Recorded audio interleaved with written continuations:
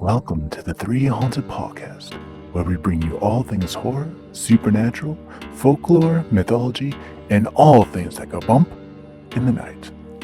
What's up, everybody? This is your co-host, Ashley Lunar Goddess, Gorilla Girl filmmaker and horror-loving cinephile. I'm just your average podcast-producing badass. I'm John Thomas. Some would say that I go a little too far with my love of all things horror, paranormal, and meta, but I say, talk nerdy to me, and I'm all yours. What's up, ghouls, gals, and all of our meta pals out there? In today's episode, we'll be jumping into the world of inspired and channeled writings, as well as animal communication with Marisa Love of the Ladybug Line. Welcome to the show, Marisa. Oh, thank you so much, all of you, for having me. I'm excited to hang out. This is very exciting. Just from, I know for John and myself, it's really exciting because we both grew up writing like poetry and stuff like that. So when you connected with me and I went onto your Instagram and watched so many videos, I was just, I was loving it. I'm living for the poetry. Oh, I love that. Amazing. Sometimes you feel like you're just shouting into an empty chamber, which is fine, whatever, but that makes me happy to hear. I think it's fantastic. Now, how long have you been writing, whether it be inspired, channeled, or otherwise? How long have you been writing? Ever since I can remember, the last time I went home to visit my dad, I'm from California and I now live in New York. He busted out an old book of poems that I made for him that had, you can just tell by the writing how old you are. And it was like I had just learned cursive, so I thought I was like really grown up. And all these old poems were in there. And I remembered them all as if it was yesterday. I remembered what inspired them. There was one about like a white egret. And I remember writing that in a car ride on the way back from a trip at Elkhorn Slough, where you go like kayaking through and you see all these big birds and it's kind of like a marshland. And it's just so interesting how poetry is just that time capsule that just takes you right back to that feeling and that moment. And I must have been like 8. So yeah, my whole cognitive life, I've been into the word magic for sure. The word magic. I love that. I'm with you. I feel like poetry captures the emotion. Like any kind of writing captures a moment, but I feel like poetry really captures the like deeper heart of it, at least for me. Yeah. Yes. Well, I agree. And it's just so honest and raw. You know what I mean? Mm-hmm. It's like a diary entry, but depending on who's on the receiving end, it leaves it open to interpretation based on the experience of the person reading it or hearing it. And I think that's really beautiful about poetry. When did you first discover that you were able to channel through your writings? This is a common question, and I'm not really sure, but what I've come to believe, or at least tell people, is I was in a band for 14 years. Oh, you guys will like this. It was a murder pop band called Slutty Hearts, which my mom didn't name at all. I love it. Yeah, there's people out in the world wearing Slutty Hearts t-shirts, and I just hope someday when I'm old and wrinkly, I'll run into one of those people and be like, that was me. So I did a lot of the songwriting in that band. And after some years, these songs started coming out of me just in an instant. And it was as if they were stories that wanted to be told that were not mine. And a lot of those didn't make it into the albums. And a lot of them I didn't even share with my bandmates because I was just kind of like, what is actually going on here? And then when the whole COVID thing arrived, we weren't playing out. We weren't practicing very often. And I wasn't working. I was bartending at the time. Shocking, I know. Someone in a band bartending? What? And so I had all this free time, and I started sitting on our front stoop in Portland, Oregon, where I had been living, and just writing every morning.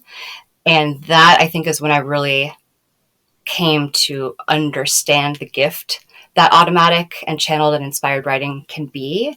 And I feel like I kind of grew up on those stairs in 2020 and 2021 because the amount of guidance and wisdom and insights about my own self and the world of spirit that arrived through those writings when I wasn't writing for a band, because we had a very like niche thing, and I just had a free for all. I could write whatever came, and I could put my brain off to the side completely and not worry about anyone else's perspective. That is when I really, I think, realized and embraced what was going on. Is that what you, because of COVID, did it help being almost in isolation for a little while, just all the distractions kind of away, so it would just be a better way to channel that way? Did that help kind of bring in new songs? Oh yeah, definitely. Because being in a band plus the bar, it's so noisy, and energetically, it's noisy in every single way it can be. It's just loud. So having that quiet time just with me, I was like a kid in a candy store. I was like, this is what I've needed for so long. And real talk, I was probably never going to take that time for myself, even though I wanted to. And I knew that I needed to in order to develop my abilities that were always just like, hello, we're waiting whenever you're ready, like looking at the clock, and I was like pushing 35. I'm like, yeah, I know, I'll get there. So that whole thing was really quite a gift for me, despite all of the everything that time period was. It's really when I came into my own gifts in a more complete way. Yeah. I think that really ties into the whole idea that like a lot of people that we talk to that have just this spectrum of gifts, right? Doesn't matter who they are with what gifts, but everybody seems to have kind of a similar idea of how they tap into their gifts is through standing still, whether it's through meditation or whether it's just, hey, I just sat down in a room and stopped being distracted or stopped running from myself, is when all of these gifts just pour in. And we've even had people mention that like I don't stand still, I refused to stand still, so they started to surface through my sleep because that's the only time I'm pausing. So it's coming out in my dream world. And so Yeah. I think it's really neat that you were able to find a silver lining during that time, and your gifts are like, ready or not, here we are. Yeah. They were like, finally, she's opening the door, guys. Let's pour on in before she changes her mind. Did you happen to experience the metaphysical world with any other gifts or anything like that prior to this? Or was this really your first moment of here we are? It was my whole life, definitely. I don't know. I hope you guys remember this and I'm not aging myself, but do you remember that game MASH? Yes. When we were a kid? Yes. Okay. Whew, thank God. I remember playing that and I would write like waitress, bartender. Clearly I was like aiming high, right? Okay. Um, I had Olympic gymnast on there. I had singer, and I would throw in like psychic, but I would pretend that it was a joke. Haha, that's the one I don't want to end up with. Like you don't want to end up with the shack. You don't want to end up a psychic. But I always knew that was a big part of why I came to Earth and a big part of who I was. And I think it's interesting that I did end up doing all of those things on the MASH list except for Olympic gymnast. And, I feel like that boat has passed. And that's fine. That was past life. Yeah, that was past life. Totally. But it's definitely always been there. And my family, my parents are into metaphysical stuff. They're the typical hippies. My mom is a medium. So it was all there for me already. And they've been super supportive. And I remember in all my band years on the phone with my mom, she would every now and then ask, so have you been developing your psychic gifts at all? And I would always just answer, no, Mom, not on purpose. And then we would laugh and laugh. So when everything paused for a while, I know that, I had that built-in support system, and they were really happy for me to have that time to really explore, develop, understand, and really, step into that part of myself that I had fully been putting off for, I would say, way too long, but I think divine timing, everything happens when it's meant to. Yeah, absolutely. Yeah, I think it's great that you had that support system because not a lot of people actually do. So Yes, definitely. I'm very lucky there. I feel like I would be the one pain in the ass that's just like, mom's calling to say, "Hey, are you working on your gifts?" And I'd be like, "Nah, mom, I'm still a muggle." Like, it would be just, oh man. It's, I love, like John said, I love that you had that support network. We all, even just amongst the three of us, we've all been raised in different backgrounds. And for me, I did not get raised in that background, so you kind of have to hide your gifts. And so we love hearing when someone is supported and loved and nurtured in those that realm.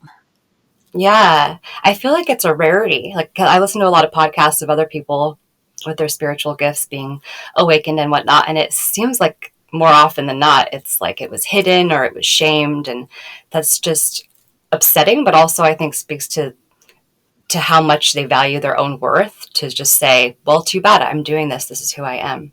So on one of your videos, I think even when I watched another one this morning, you have what's called the tune-up crew. Can you tell us what the tune-up crew is?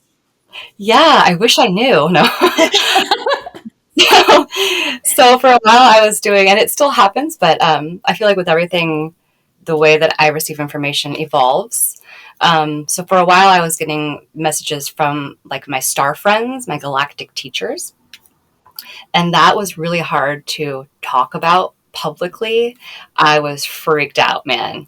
But I finally did that last year, and as soon as I started sharing those, I just felt so much better because I knew that I wasn't hiding this part of myself. I was like, God, I'm doing the thing that I hate when people do, but I'm like, I'm not walking the walk I'm talking. And then in the last, I think really just like a month or two, it sort of shifted, and this new um, energetic group that kind of shows up as just a one consciousness situation, they arrived, and I had been thinking a lot about labels that week, which is funny. And they arrived, and I immediately was like, "Are you galactic? Are you earthy? Are you elemental? Like, what's going on?" And I couldn't put them in a box, and I was really bothered by this. And they just were tickled. They're like, "Ha ha ha." But as I opened up to it and realized that that's totally not of importance at all, it's about the teachings and the messages, and the trust that it takes to just say, "Okay, I'm here for whatever you're wishing to share with me," and believing in what's coming and not trying to, insinuate your own ideals and perspectives into their own teachings. So, it could be one, like, I like to picture them as a big blob of consciousness. It's just how my brain works. And it's kind of like that, but I noticed that in my inner eye, certain different energies will step forward more depending on what the teaching is. And so, like, if you listen to them, the ones that I share on my Instagram and Facebook and TikTok, I guess there's just so many places. Some they have the same flavor, but they're a little more jokey, and sometimes they're a little more serious. And I feel like that depends on the message that's coming through, but also the part of the energy that wants to be in the forefront for that particular teaching. Does that answer your question? Absolutely. Yeah, and my next question was actually going to be how you can associate between the different like beings, like how you know what you're channeling. But I feel like you kind of just answered that, that you associate it with the energy. So you're talking to them. What are you? And I love that the tune-up crew is like, you'll never know. Like, this is your first teaching. And I was like, well, who? Okay. That's, yeah.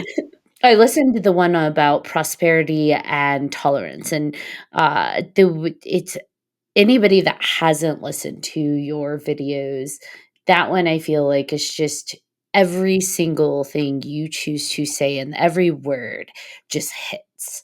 And I was like, I should write down these phrases so I can call back to them. But it's like, I'm going to write down the whole video because every phrase is important. Every statement you're making is powerful. And I loved it. Well, thank you. I'm so glad. It's always weird to get compliments on that, because I feel like it's not me, but I did. I did allow it to come through. And it does take balls to share that shit because, there's a lot of people out there that are like, this girl is fucking crazy, man. But yeah, I think that the more you listen to those or read them, there's always something new that can be discovered because it is presented as such a simple thing, at least from my perspective. But then the more you engage with it, the more you're like, oh, this is dense. Okay. Now, you may have channeled the message from elsewhere, but I will say this, you have your own unique energy and it also sings through. So every video that you have, whether it's serious or solemn or playful or all of the different ranges of messages that you're sharing, your energy signature is still in there as well. And that's, I believe, what helps the message be able to be connected from whoever it is you're channeling, whether it's the galactic beings or the tune-up crew or whoever, to us, the muggles of the world. Your energy is what helps us connect. So I would caution you not to discredit the importance you play as well. Yes, thank you. That is a lesson I learn almost every day from someone else. So very astute of you. I appreciate it.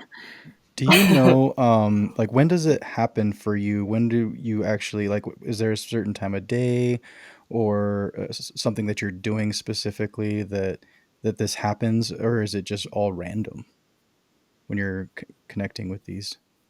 Yeah, so good. Such good questions. It's never at night. I feel like we'll call them divine helpers, know that I'm just not at my best at night. Like the day has gotten to me. You know what I mean? Um, Morning is my favorite time to do it, but it's not really up to me when these come. And it's just sort of, they know if I'm available or if I'm not available. Like they're not going to show up while I'm doing a podcast, right? Like that would just be rude because how do I choose? Um, so they'll show up when I have the mental capacity to receive. I have noticed that both the galactic beings and the tune-up crew tend to know I'm most connected when I'm hanging out with my house rabbits because then I'm not attached to my phone. I'm not doing any kind of busy work. I'm not in chore mode. I'm just being present with my little animals. And something about just the energy of animals just connects you so simply and easily. And it has that element of play. And that really, I feel like, opens the door for these kinds of energies to come on in. So, like the last 3 times that I've received messages, I've been in the rabbit room. And then it's just like this knowing that comes in and it just can't be denied. And I tried to deny it because I'm not always in the mood. I'm not in the mood to bring out my laptop and listen and put my brain away and receive. But I feel like it's such a gift to be able to receive in this way that, I mean, honestly, and I don't think this is how it works, but I'm afraid if I don't like say, okay, let's do this, like, what if magic goes away, and that's like the human ego stepping forward and being like, um, so yeah, that's usually how that goes. You mentioned the element of play. You teach people how to utilize play to access their gifts, right? Yeah. How does that work? So many different ways. It really depends on the person, right? Because we're all different. We all have different learning styles, and different gifts with different flavors. So I have this one, I call them play shops instead of workshops. And it's called the self visitation box, which is one of my favorite things. And it was also something that just kind of was given to me from my word for my higher self is my prism self. I was creating my website and I was like, I want a cool class that's just for one person to kind of do on their own, and I'll just act as a guide. And it just sort of poured onto the page as I'm literally building my website. And I was like, oh my God, the self visitation box it's sort of like a foundational course because I feel like that's really the meat of how you get to the place where you can accelerate the understanding of our own unique gifts is knowing yourself. So for that, I intuitively create exercises for people to tap into their own way of playing right? Because we all play differently also. Some people playing is going on a mountain bike through the woods. And to me, that sounds terribly frightening. But, whatever works, whatever ignites each unique person's spirit, I find that that really opens the door for understanding how they can connect to spirit, how they can connect to their true self, their soul self, um, how they can start seeing things in a different way. Because the more you open up, not so much open up, but the more you allow yourself the permission to just play rather than worry about being productive and all of that nonsense that is so prevalent in the modern world, the more in frequency you are with the outer and the inner realms that are just waiting, to be heard. May I borrow Prism Self? Yep. Take it and spread it like wildfire. I resonate with that so much because I see us all, like I see that very much so I can visualize that we're all these prisms that take in light and refract and reflect and do all the things. And I love that. I love that as a description for, our beauty of our own light. So Yeah. Oh, good. I love that. Yes, please spread it. Every time someone says higher self, I feel sad, but I'm not going to be the person that's like, actually, like everyone can say what they want, but yes, please help spread. wonderful. That resonates with me. I do have a question about the back to the music a little bit. Do you what instruments do you play, or do you play any instruments? And does the music get affected as well with not just the lyrics? Is it something that you hear from these entities as well? Hmm. So I started off as the drummer and the singer of that band, but that was just kind of by default because there was two of us. So we had to find a way to make music with just two people. I was not a drummer to begin with. He was a drummer, but he wanted to be a guitar player in this band. So I learned to drum and sing, and that was a journey. um, I guess in a nutshell, I am mediocre at all the instruments. I would not call myself a musician. I'm more of a singer and songwriter and performer. So I feel like I can't really speak to the instrumentation aspect of that. I have done a few channeled songs on my own since leaving the band and, trying to get better at the instruments on my own because it sounds fun to make a demo of bedroom tapes. Oh, I used to be in this rock band and now I'm just in a cabin in my bedroom making like emo music. But so far I just still feel like I'm not quite there with the instruments themselves. But the few channeled songs that I have done, definitely the music came not from me. I would just pick up the guitar and start playing and the words would arrive. And what's interesting about that is I never like had the recorder on, because I was just kind of seeing what happened, and it would be beautiful. And it was as if there were chords that I never knew that were suddenly I could just do. And then as soon as I get out the recorder, everything just goes to shit. I get all in my head and I'm like, what was that chord? And oh my God. So that's something I'm still working on. But I also think that for a lot of musicians, it really is just, letting the spirit move you, right? You just get in that energy and you just jam. Like I've always really been impressed by people that can just jam for hours. Like I've never been able to do that. And I think that really that is a form of channeling as well. I'm going to have my husband listen to this episode because over the past few years, he will actually wake up with a full song in his head. Oh, And that's so like he will dream of the entire, like we're talking about music video and song and melodies, and he wakes up feeling the emotions from it. And I think what threw him the first time that happened with him was it was from the perspective of a female. And so he's just like, where in the world did that come from? That did not come from me. um, you're like, oh, you're actually a female in your parallel life, sir. right? And I'm just like, well, you should write it down. And so now it's happened a few times. He actually will take a journal and write everything down, what emotions it evoked, what the lyrics were. And he's like, he can recall it because it was that strong. So, like a year ago, I think the first one happened a year or two ago. he could sing it for you like right now. Like it's that strongly connected with him. And I told him, pay attention to that. I don't know what that is. I've never experienced that, but pay attention to that. Yeah, I mean, that's so unique. What a seriously cool gift to have. I wonder if he, and this is just me, like, I would just want to dissect everything all the time. I'm like, oh, let's get to the bottom of this. But I Let's wonder do if it because I have no idea.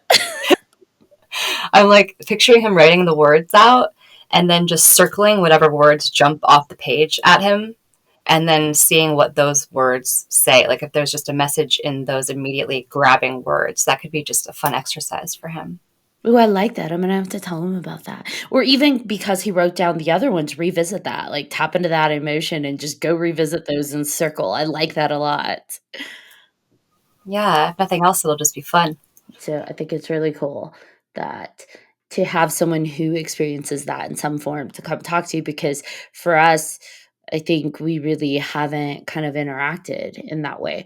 Now, we have talked about before the idea of like a muse and waking up with full stories or movies or all of those things, how people are inspired and that inspiration feels so strong, like I am compelled, I have to get this story out, that you oftentimes do wonder, where is it coming from?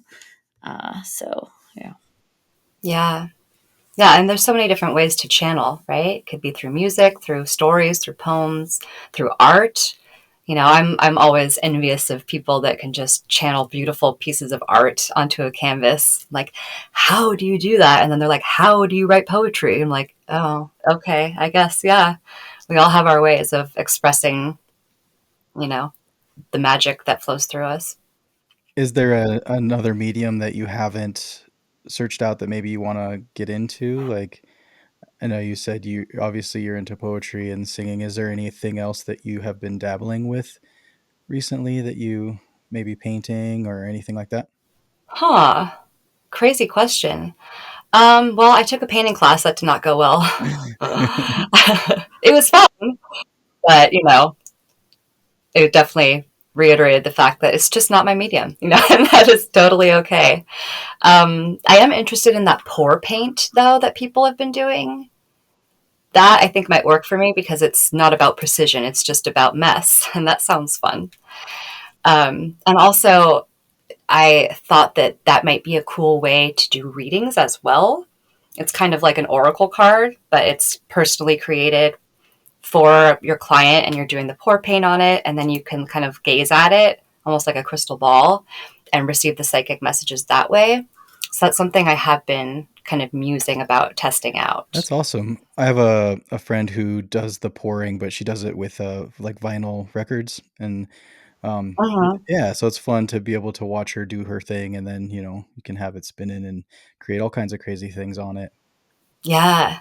Yeah, that's super fun. I have a friend that does that as well. Yeah. Interesting. Now, you can communicate with animals as well, right? Yeah. How does that work? I didn't do that. It works the same way. I mean, it's all really, heart language, heart speak, telepathy, however you want to phrase it. And just like people, animals are all different, so they have their own way of communicating. Some are more, they'll just communicate in straight English, and you're like, oh, this is very proper. Let me just type this all out. Like, okay. And some convey things more in the feeling rather than the words. It's so much the same as communicating with those in spirit world. The only difference is that they're still here, and sometimes I feel like the difference is that those in spirit, whether it's humans or animals, they have released all of the earth life crap, but for animals and people still here, a lot of the times I like to take 3 days when I'm doing an animal communication reading, if possible, just because I like to build up the trust with the animal, because I'm just this girl showing up remotely, just through the ether saying, hey, can you tell me what's wrong with your body? And, why are you doing this? Why are you peeing on the bed? And, whatever the questions are. And it's a sensitive thing and it's a personal thing. Just like you wouldn't go up to a random person and be like, tell me all your deepest secrets immediately. So with the animals, they want to know about me at first a little bit. And so I just show them images of my bunnies and my cats and that I'm an animal person. And I kind of let them understand my own energy. And the more you kind of come at them with love and you just want to help them, you're not there to berate them or anything. It's amazing how they will just open up and give you evidence of awareness of really what's going on in their human friends' lives. Like I had one cat that told me that their human's sister was sick. And I didn't include that in the reading. I omitted that part because the reading was about the animal and not about the human's personal life. And so I was like, it's dicey. I'm just going to leave that out. And a week later, I saw this woman put on Facebook, like, please pray for my sister. She's really sick. And it's just interesting that these animals pick up on so much more than we give them credit for. And they will also, I get a lot of readings where they're asking about ailments for their animals, like, what can I do for them? This isn't working. And the animals never seemed super worried about what's wrong with them, but they always seem to know what will help them, which is a key difference, I think, in humans and animals, where humans know we're like, oh, this sucks and this hurts and I hate it, but we just don't know how to help ourselves. Animals still have that deep connection to nature, to their own bodies knowing, where they somehow know what they need. Can you give an example of that? Yeah. Let me think. Okay. I did a reading a couple weeks ago, and honestly, this guy was a bit difficult. The human was a bit difficult. And this is rare, but sometimes the humans, I feel like I'm an alien saying that. The humans, they want to hear certain things. And if they don't hear that, then they're not going to be satisfied, right? But this cat was very clear and concise about what he needed to support his body and what was not supporting his body. He was getting injections for arthritis, I believe, and it clearly was just causing a domino effect of more issues than help. And he told me that he would really benefit from salmon. And I was like, oh, posh, or posh kitty, and a heavy metal detox. And I didn't know that was a thing for animals. Like, I knew it's a thing for people, but I went looking it up, and there's all these supplements that you can give your animals, felines, for heavy metal detox. And then I learned that there's a lot of heavy metals in olive, dog, and cat food. And just little things like that, where they give me information. There's no way I knew it before. This one cat who was dying of cancer told me that, and I didn't know that she was dying of cancer. I try to not know anything about the animals before I do the session. Every now and then the humans will give me some questions, but I try to stay away from any information so they know it's coming from the pet. So I didn't know this cat was sick, but this cat shared with me the feeling of how her body was just feeling. And so that told me that she had something really serious going on, but I couldn't quite pinpoint it. And I knew that was going to be important for the human as evidence. And so this cat kept saying, turmeric. And I was like, I don't know, like, what that is even supposed to mean. And so it wouldn't stop though. And so I was like, okay, I'll just look up, is turmeric good for cats? Like, I don't know. And it turns out there's been lots of studies that show that really helps feline cancer. So that's how it led me to understanding that this cat had feline cancer. So just little things like that, where you kind of have to follow the breadcrumbs. They're not always super forthcoming with everything, but they will work with the way they know you yourself work. So they know that I'm kind of into detective stuff. So I will follow the breadcrumbs that they give me. I love that cat's like, I know what I need, and I'm going to keep repeating it till you understand. Yeah, heavy metal detox and salmon, please. It was like, whoa, You're all all right, posh kitty. All right. don't we all need that? Sheesh. Do you have to go into a specific space to communicate with the animals, or is it something where, kind of like with us, I can just talk to you and you like immediately receive it? A little bit of both. Like when I do in person kind of spontaneous readings with animals, I always feel a little dicey about that just because of what I mentioned earlier with I like to build up the trust. But every now and then when I do like psychic fairs, someone will bring their animal and just kind of put them on the table and be like, yay. And I'm like, okay, I hope this works. And, it does.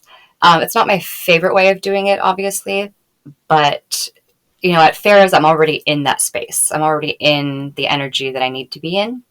So if I'm at home and I get a reading booked for an animal, what I usually do is go take a walk outside, even if it's freezing. Like outside is what really sets me up for success.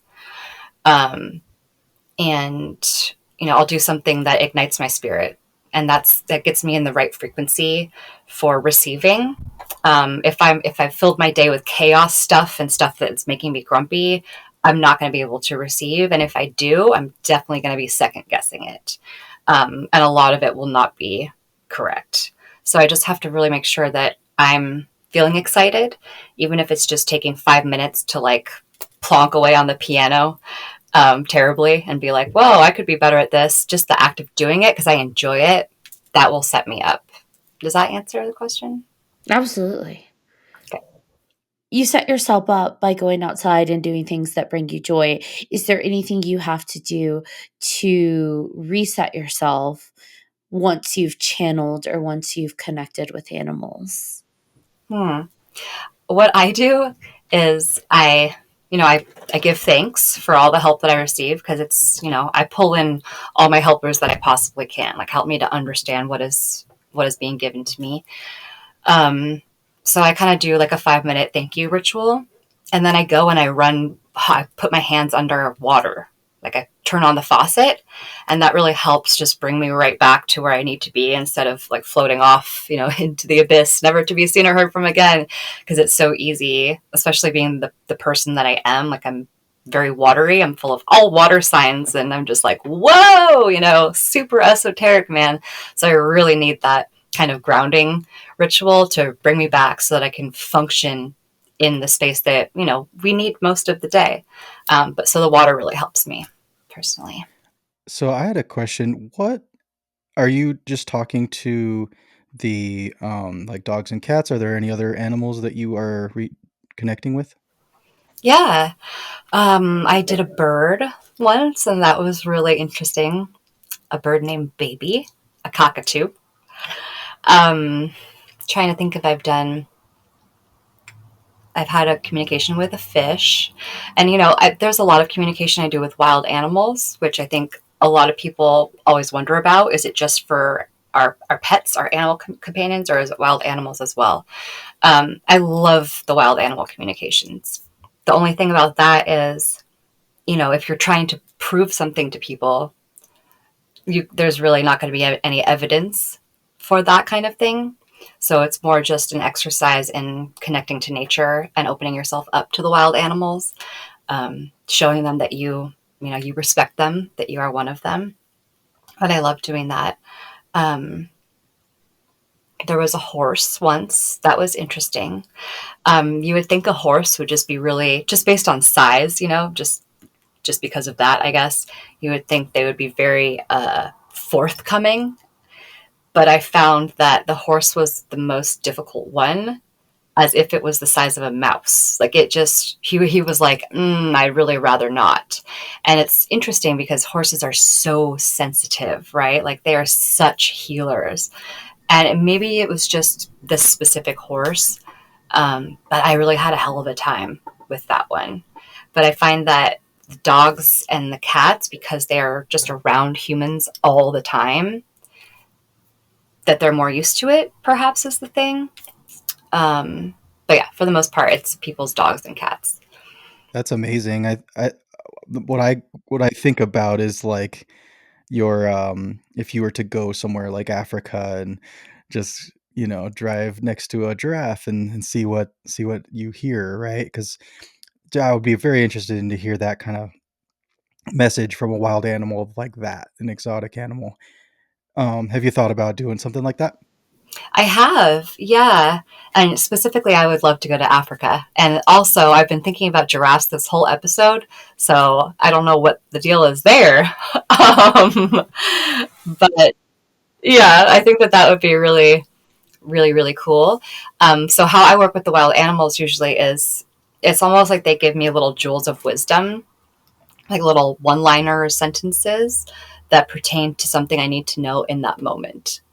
Um, and then I can kind of open up the dialogue to understand more about how they're doing. But for the most part, what I find is they're just excited that they have the opportunity to share wisdom and, and display that kind of awareness and connection. So I don't know what would happen if I went on an African safari, but I would hope that I would end up with a cool notebook full of wisdom from these exotic animals. I'll let you know. You want Yes, to come? that would be amazing. Or even I think it's in Kansas. There's a sanctuary out there. It's like an open sanctuary where they have different exotic animals like that are in. It's not quite a zoo. It's much bigger, and so might be something to consider. Or even a zoo. I don't know if that'd be something you'd be into either. But No, I can't handle the zoos. It breaks my heart too much. no, yeah, fair enough. I think I would just walk out a complete mess and be like, take me to the mental hospital. I am not okay. I understand that. That's how I feel with people's feelings. Sometimes the extreme emotions, well, not sometimes. I tend to feel people's extreme emotions pretty clearly. And so when I go to places like funerals or hospitals or anything where there are super high sad emotions, that just like rips me apart. So I have this aversion to hospitals and funerals, and not because of death per se, but because of just these strong sad emotions that are just radiating constantly. I'm the complete opposite of Ashley. Like I feel all the excitement and joy. Like when I go to a concert, I'm excited, but I can feel everybody else's energy, and I'm like, I start crying happy tears. I'm like, why the hell am I crying? Like this is exciting, but I've never cried at a concert before, so it's just like it's weird. But yeah, I mean, I feel the positive things too, Jonathan.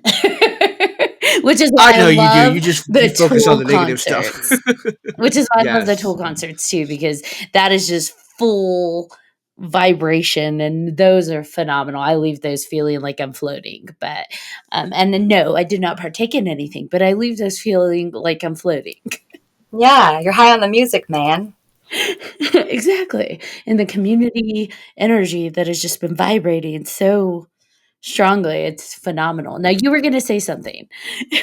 yes. Oh, God. Sorry. Oh, I was going to say that I have a protection spell. I really don't like the word spell, but there it is. Before I go Mantra? into the grocery store, mantra, sure, practice. That's what it is. Because the grocery stores really overwhelm me. Because I'm like you, I just can pick up on everyone's feelings, and it's a lot. And I always leave just feeling massively stressed out. And yeah, I'm a people person, so it's not that. It's just that there's so many different lives occurring at once in the grocery store, and no one loves being in the grocery store either. So I wrap myself in a rainbow suit before I walk through the door. Like I picture the whole thing, I zip it up, and I'm completely enclosed. Like I'm sure if anyone could see what was in my imagination, I would just look ridiculous or super cool. I'm not sure. But that really helps me. So I don't know. Do you have some kind of practice like that you do? No, kind of, not really. What I tend to do, especially like grocery stores and stuff like that, I tend to put on, because people do tend to be agitated and you can feel that in the grocery store. So I tend to take headphones with me and I will put on music that brings me pure joy so that it kind of filters out those sensations. But you can't do that at a funeral. So that's why I just kind of try to avoid funerals. Oh, it's a little frowned upon. I was just gonna say that too. I put on headphones and go for a walk. And there's a TV show called High Maintenance where there's an episode, season 1, episode 6. I was just thinking about it, referring it to a friend yesterday. This guy, he suffers from agoraphobia, right? Like he doesn't go out, right? He just stays in, but he finally goes out because, I mean, he's afraid of the world, but he gets up the courage to go out, and he puts on his headphones, and it's like this magical like sequence, right? And that's kind of like for me, it's like perfect for me because it portrays exactly how I feel when I go out to different places like that, grocery store, or just running errands, right? When you're running errands, you just put the headphones in, and then it's, for me, it's very much the same, where you can just block out all of the feelings, and then you could just kind of focus. Mm-hmm. Yeah, it's like a way of kind of deciding what your energy and your mood is going to be just to get through the grocery store experience. You're like, let's put on some Avril. That'll be good. Are we going like Skater Boy Avril? Are we going complicated? Like which Avril are we going? Like that first album. What was it called? Losing Skin, Yes. right? Yeah, the original Avril. Something like that, yeah. I feel like music is very much tied to how I get to be where I want to be. So so some of our listeners know I partake in the aerial arts. And so for me, I have this anxiety of being looked at, and the way for me to forget that people are watching me is through music. I put music on, I connect with an apparatus, and I forget anything else exists. And that Oh, yeah, and that can be any aspect of life. It could be at the gym, it could be at the grocery store. It's not at funerals, but if I choose the energy of the music that I want to tap into, kind of like you said, choosing the energy you want to be at, then I can kind of guide myself to where that space is that I want to be. yeah. Yeah. That's so cool that you do aerial arts. I did trapeze for a bit. Yes, which dance or flying? Which one? What do you mean? Clearly, I don't know the answer to that. No, that's okay. So, were you in a studio? Was it swinging? What was the type of trapeze? Like in a studio gym that was for aerial arts and trapeze. Okay. I was never super high though, if that's what you're asking. Did the points go together, or did they stay separate at the top? Together at the top. Okay, dance trapeze. I'm like, we're gonna figure it out. We're gonna get down to it. Dance trapeze is beautiful. That unfortunately, trapeze has never been my strongest suit because me on my tippy toes is hilarious. I look like a giraffe. I like teeter totter and do things. So, but any aerial arts, when people talk about I tried it or I want to try it, I'm like, do it. It's so good for the heart if you like to move your body. So, yay. Yeah. Yeah, definitely. We moved to this cabin a little bit in the woods and a little bit in the country, a little bit mountains. And that's one thing I want to do is set up a silk in the woods behind our house. You and we can video chat and we'll just have jam sessions of circus arts. Yeah, you'll pick the music one day, I'll pick the music and the next day. Although Ooh, I don't like that. Tool stresses me out. My husband loves Tool though. So I don't think I can actually flow to. I'm sure it could, but that's not my go-to. When I am on an aerial apparatus, the music tends to be more slow and flowy and lyrical. So Next time yet? Yeah, I don't move quickly into like when I'm in that mental, emotional. I guess for me, when I'm on an apparatus, the best way I can describe it is I go up there to find myself and lose myself. So I have to move slowly because I'm expanding very much through me and outside of me. That sounds weird. No, it's so beautiful. I was like, I just want to have that quote. I go out there to find myself and lose myself. That's beautiful. I feel like I lose who the ego of me is, but that's when I find myself. So that's me in the air. And we're sidetracking from you to me. Let's go back to you. If you recall in that message from Tune Up Crew, they said there's no such thing as being sidetracked. That's right. There's no sidetracking. Like, that's the thing for another day. And I was like, oh, Lordy. Okay.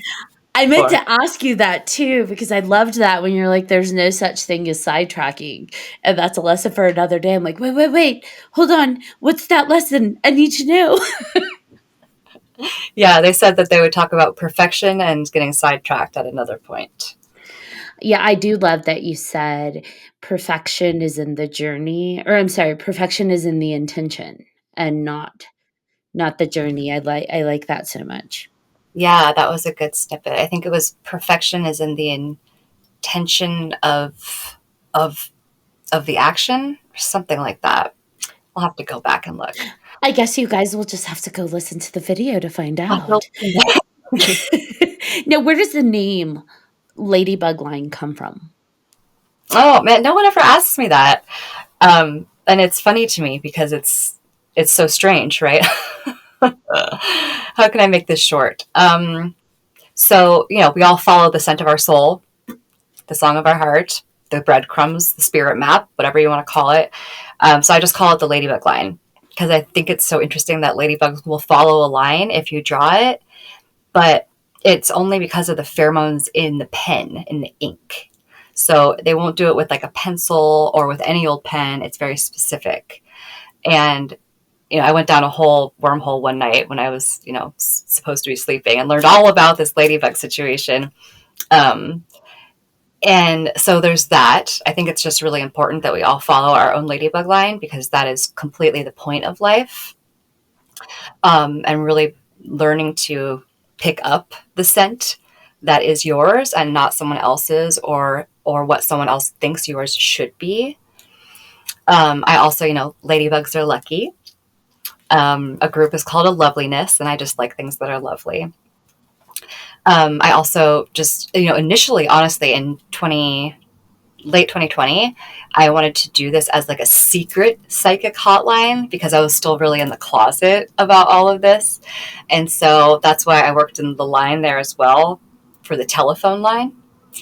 I was like, I'm going to go around Portland and put up signs on poles that say, call this number. And I was just going to be a secret psychic on the other line, giving like little mini readings. This was my whole plan. That never happened because I moved and then I was like, I'll come out of the damn closet. Fine. Ah! So that's a little bit about that. But it all kind of came together one day when I went out of Portland with my bunny rabbit, Miss Rufio. There was like all these riots happening. Yeah, I know. There was all these riots happening in Portland, and it was really, I had a horrible feeling that they were going to come to our street that night. And rabbits can die of fear. They don't like loud noises. I'm sure we all can relate to that. And I just felt really stressed out about it. And so I took my bunny and I fled the city, and I went and I got a little Airbnb that was a miniature red barn.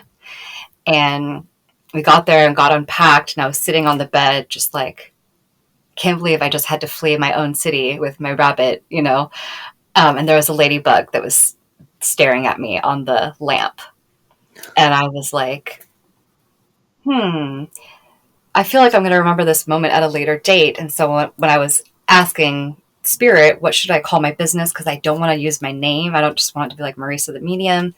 It was just like, boo, and just kind of parachuted on in the Ladybug Line. And it was almost like I had to unpack it just in the way I just explained the reasons for it to you. I had to figure that out on my own. And then I saw how all the pieces really fit together. And I was like, all right, well, so it is. That's so great. I didn't know that about ladybugs, and I didn't know that a group of them was called, did you say lovelies? A lovely. A lovely. That's great. So let's take that even a little bit further because the line you said is the ink, the pheromone in the ink.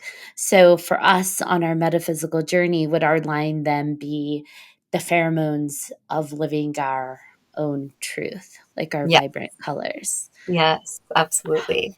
That's lovely. Like a group of ladybugs. We're all just our own little loveliness traveling along together, but following our own line. For your spirit team, were you connected to them prior to the channeling, or was that a connection you made as you channeled?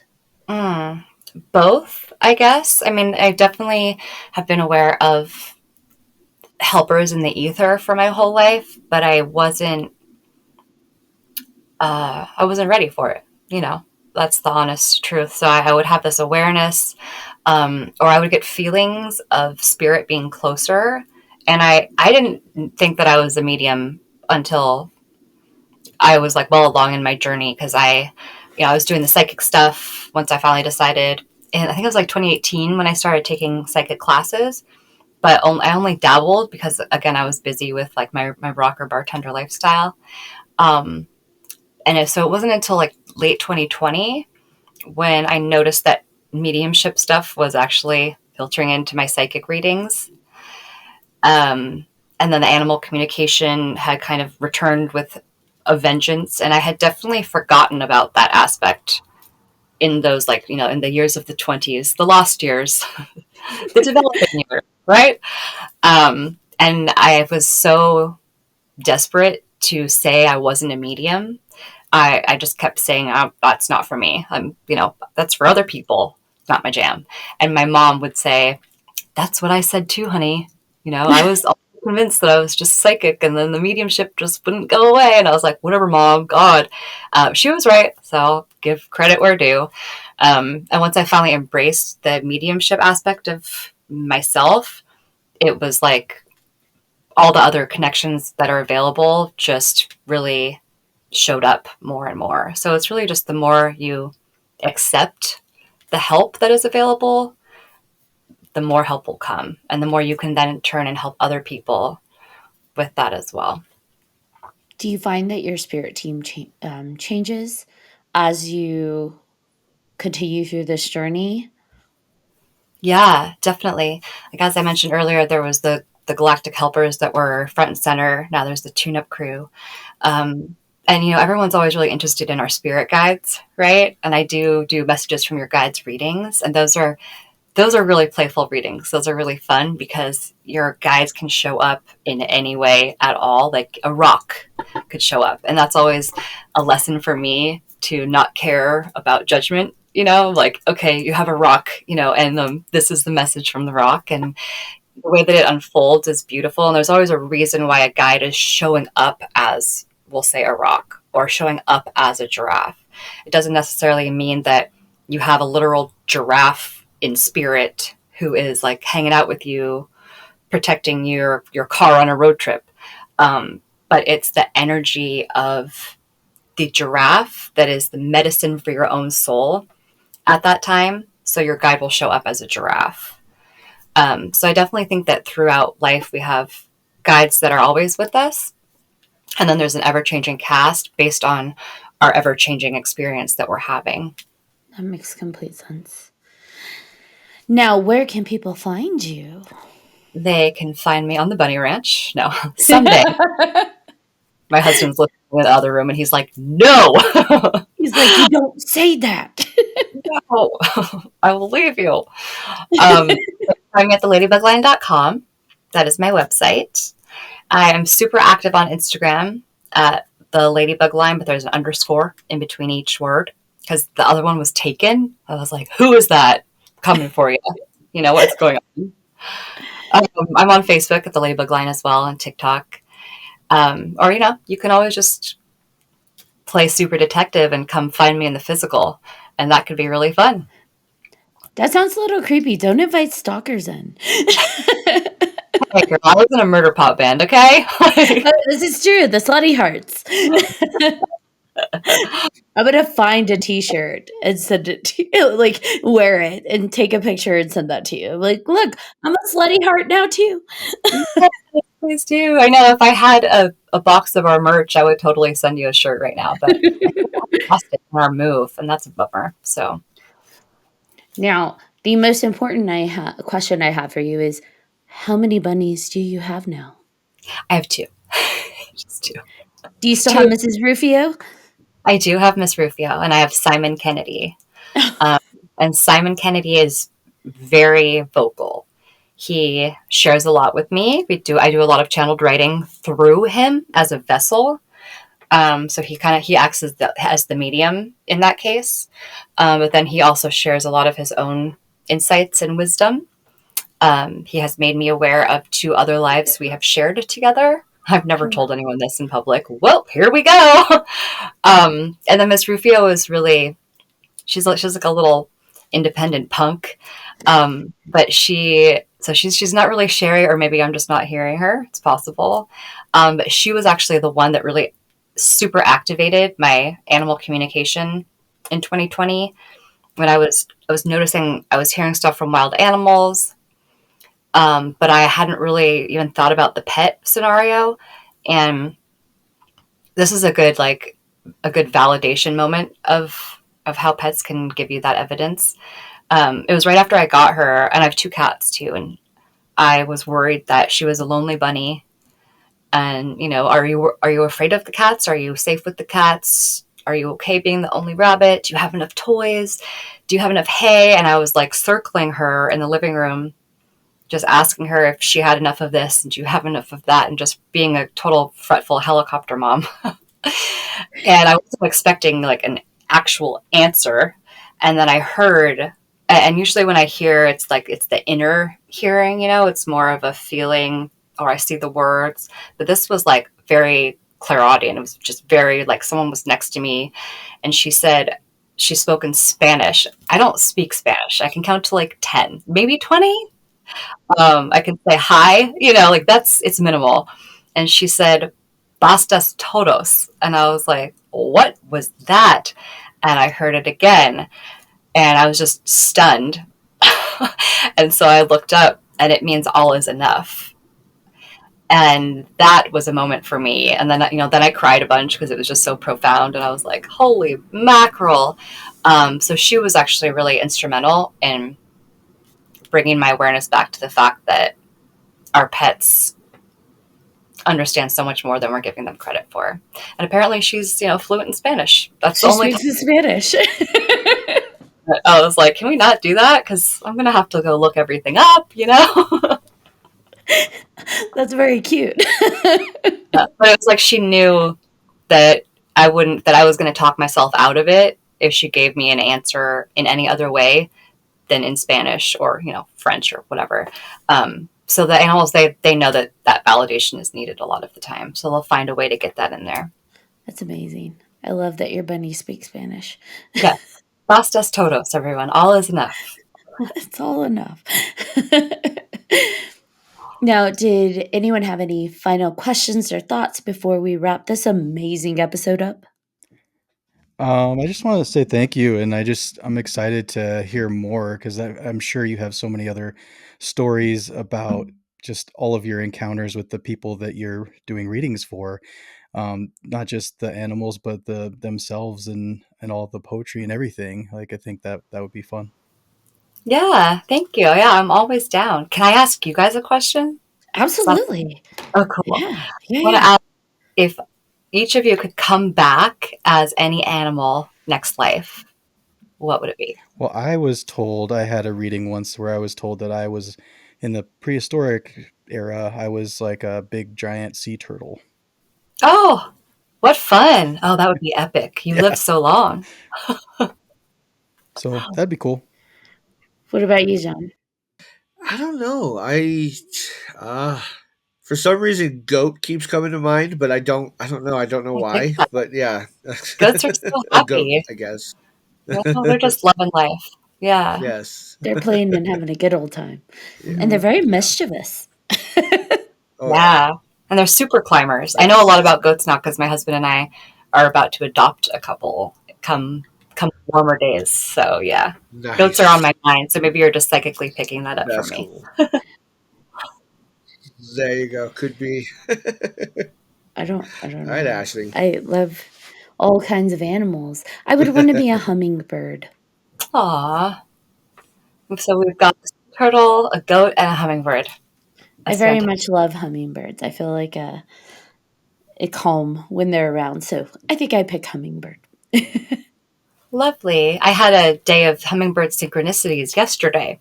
So I'm loving this answer of yours. John's got the goats. We've got the hummingbirds. We're just like tapping into the collective here. It's fantastic. I think that I would like to be a blue heron because they're Ooh. just like so. I mean, they're the dinosaurs of the sky, right? I love that. Well, they eat rabbits, and I don't know if I could get behind that. I'll be a vegan blue heron. Is that a thing? Yes, I think you can be whatever you decide to be. Could be. You're so right. Thank you. All right, John Thomas, you want to bring us home? I do. Thank you again for coming on. I would love to have you on again, and I'm sure I speak for these guys too. Definitely would love to have you back on another time when we can fix that. Thank you so much. I had a good time with y'all. You guys are a fun bunch. Thank you. And thank you to everybody for listening to this episode of 300 Podcast with your host. I'm John Thomas. I am Ashley Lunar Goddess. And I'm BJ Segura. If you have any questions, comments, episode suggestions, please feel free to email us at 300podcast@gmail.com. And if you haven't done so already, please like, follow, and subscribe to all of our social media. You don't want to miss amazing guests like Marisa. Until next time.